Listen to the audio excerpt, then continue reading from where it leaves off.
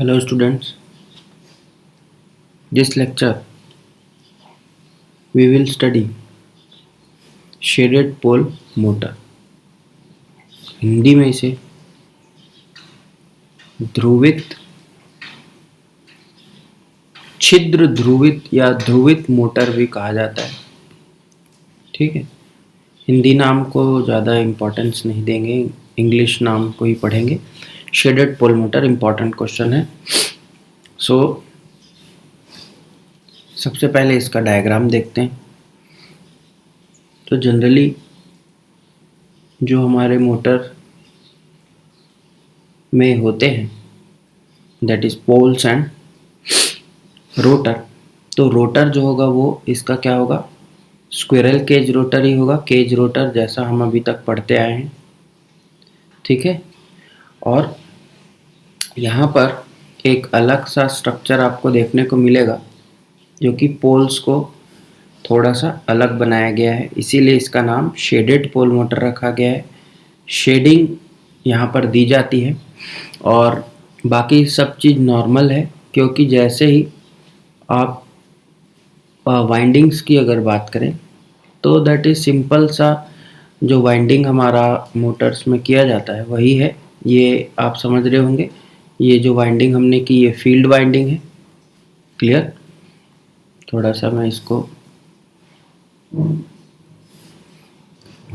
और यहाँ पर एक शेडिंग रिंग लगाया जाएगा जो कि अपोजिटली होगा दोनों ही पोल्स पे। मोटर जो डायरेक्शन होगा ऑफ रोटेशन वो इस पर डिपेंड करेगा। तो चलिए अब देखते हैं कि ये कैसे काम करती है, इसकी क्या क्या चीज़ें हैं। तो शेडेड मोटर्स में सबसे पहले आपको याद रखना है कि हमको तो पता ही है कि ये सिंगल फेज मोटर है, एसी मोटर है, एसी सप्लाई पर चलेगी। यहाँ पर 230 वोल्ट एसी सप्लाई दिया जाता है, ऑब्वियसली सिंगल फेज। एंड ये जो वाइंडिंग है, इस वाइंडिंग को हम क्या बोलते हैं, सभी को पता है, ये फील्ड वाइंडिंग है। क्षेत्र कुंडलन इसे कहा जाता है, फील्ड वाइंडिंग। और ये जो रेड कलर का जो आपको बैंड दिख रहा है इसे शेडिंग रिंग कहा जाता है, या शेडिंग बैंड बोल सकते हैं, रिंग बोल सकते हैं एक अलग से। यहाँ पर आप एक स्ट्रक्चर देख रहे होंगे, ये जो पोल्स था जब हमने डीसी मोटर्स पढ़ा था तो ये कुछ इस तरह से था, मतलब ये पूरा का पूरा 100% सॉलिड स्ट्रक्चर था। बट यहाँ पर आप देख रहे हैं कि इन्हें क्या कर दिया गया है, अलग से 1/3, ये मान लीजिए ये 100% है तो इसका 3 भाग बनाया गया, मतलब 1/3 में क्या कर दिया गया है, एक शेडिंग रिंग लगा दिया गया है। ये रोटर है, rotor is obviously the cage rotor, squirrel cage rotor. और बाकी सारी चीज़ें तो सेम है, स्टेटर है। ये आप इसको यहाँ से एक स्ट्रक्चर ऐसा बना सकते हैं, वैसे ज़रूरत नहीं है। तो ये जो अब हमारी मोटर की जो कंस्ट्रक्शन हमने देखा कि फील्ड वाइंडिंग है, शेडिंग रिंग है, rotor is cage rotor and supply is 230 volt, field winding और यहाँ पर बनाना है। अब जैसा कि हम लोग पढ़े थे डबल फील्ड रिवॉल्विंग थ्योरी कि वहाँ पर सिंगल फेज सप्लाई और सिंगल वाइंडिंग होने के कारण वहाँ पर क्या नहीं होता, दो फेस अलग अलग नहीं बन पाते, तो दोनों ही जो फॉरवर्ड एंड बैकवर्ड फील्ड है उनके बीच क्या नहीं हो पाता, फेस स्प्लिटिंग नहीं हो पाती। तो इस फेस स्प्लिटिंग को करने के लिए हम लोगों ने सबसे पहले क्या यूज़ किया था, कैपेसिटर लगाए। ठीक है, कैपेसिटर को अलग अलग बार लगाया। वैसे ही यहाँ पर क्या कर रहे हैं, हम इस पोल्स में ही क्या कर दे रहे हैं, दो अलग अलग फ्लक्स क्या कर देंगे, स्प्लिट करा देंगे। तो यहाँ पर ही हमको क्या मिल जाएगा, डिफरेंस मिल जाएगा, जिससे हम क्या कर सकते हैं, रोटर को क्या करा सकते हैं, एक डायरेक्शन पर घुमा सकते हैं। कैसे करेंगे चलिए देखते हैं। जब हम यहाँ एसी सप्लाई सिंगल फेस इसको देंगे तो ये जो करंट यहाँ से फ्लो होगा फील्ड वाइंडिंग में, ये इस वाइंडिंग में क्या करेगा, एक फ्लक्स जनरेट करेगा। क्लियर? यहाँ पर भी इस पोर्शन में फ्लक्स जनरेट होगा। सी अलग अलग पोर्शन है, अगर इसे मैं शेडेड पोर्शन बोलूँ तो ये अनशेडेड है, वैसे यहाँ पर ये शेडेड है तो इधर वाला अनशेडेड है, और बाकी बीच में ये जो आप देख रहे हैं हॉलो पोर्शन है 1/3। तो जब यहाँ पर शेडेड पोल्स में अनशेडेड पोल्स में ये जो वाइंडिंग है ये क्या करेगा, फ्लक्स जनरेट करेगा। और ये जो शेडिंग बैंड है, ये कॉपर का बैंड लगा रहता है, रिंग लगाते हैं या बैंड लगाते हैं।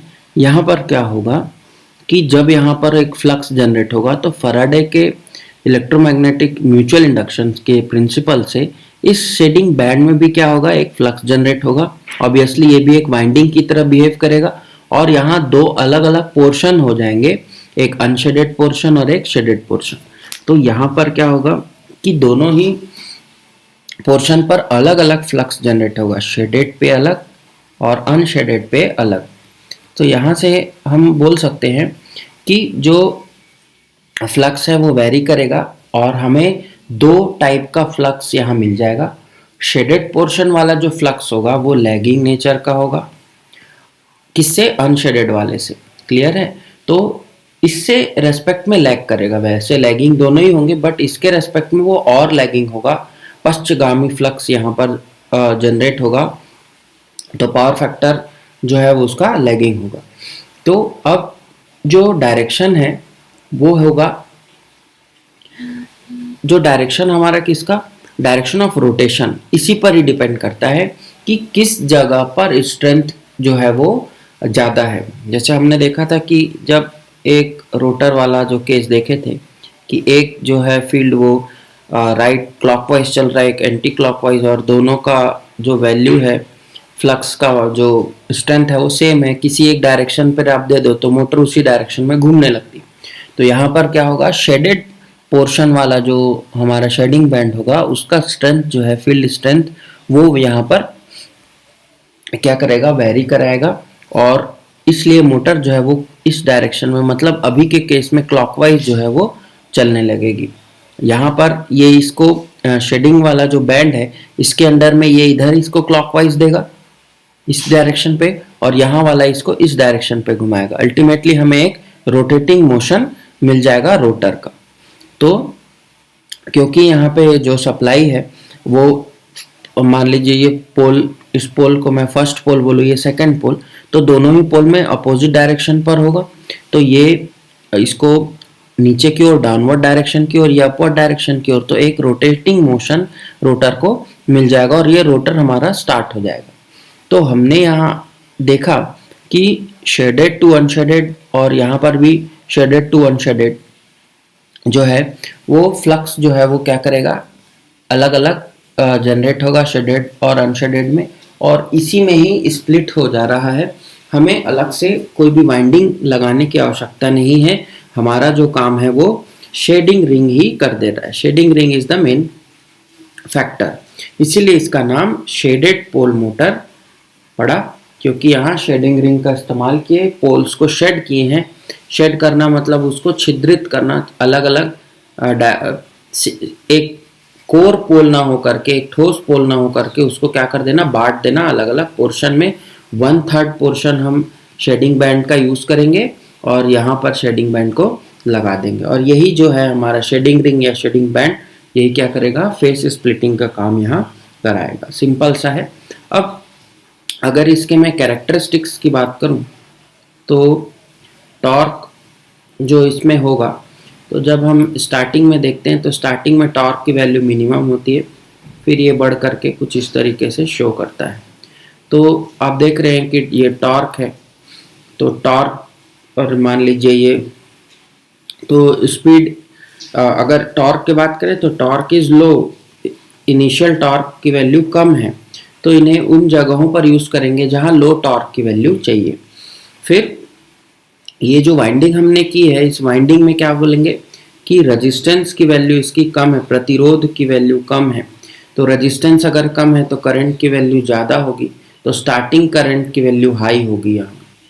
क्लियर?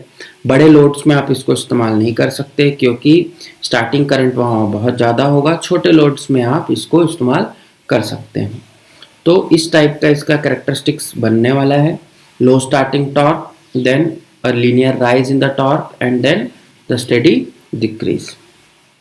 तो अगर एप्लीकेशन पॉइंट ऑफ व्यू से देखें तो इसे छोटे लोड्स में, लो टॉर्क वाले लोड्स में, लो करंट वाले लोड्स में यूज़ करेंगे।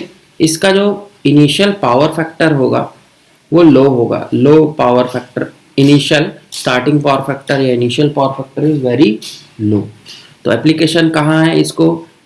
Hand tools, small hand tools, then dryers, hair dryers वगैरह में यूज़ कर सकते हैं, और लो लोड मशीन्स में यूज़ किया जाता है जहाँ लो टॉर्क रिक्वायरमेंट है। क्लियर है? बाल बाल सुखाने की मशीनों में ये आपको देखने को मिलेगा जहाँ पे लोड की वैल्यू बहुत ज़्यादा नहीं रहती। क्लियर है? तो ये था हमारा शेडेड पोल मोटर्स, और इम्पॉर्टेंट क्वेश्चन है, पूछता है ये क्वेश्चन, तो आपको ये चीज़ पढ़ना है। तो आज की क्लास में इतना ही। Thanks for watching. Thank you very much.